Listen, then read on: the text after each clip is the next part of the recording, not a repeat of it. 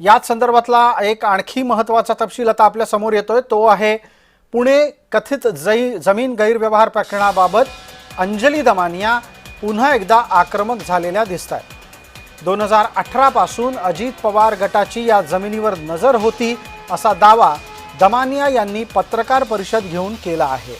आपल्याकडे काही कागदपत्र आहेत आणि ती सगळी कागदपत्र आपण चौकशी समितीच्या समोर ठेवू असं दमानिया म्हणाल्या आहेत।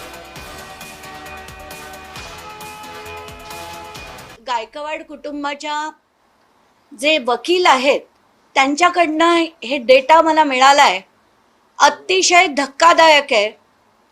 अजित पवार यांचाच डोळा या जमिनीवर अगदी 2018 पासून होता आणि हे जे डॉक्युमेंट आहे ते निलेश मगर जे पुण्याचे उपमहापौर होते त्यांनीच या जमिनीचा व्यवहार म्हणजे पॉवर ऑफ अटॉर्नी ही 2018 साली घेतली होती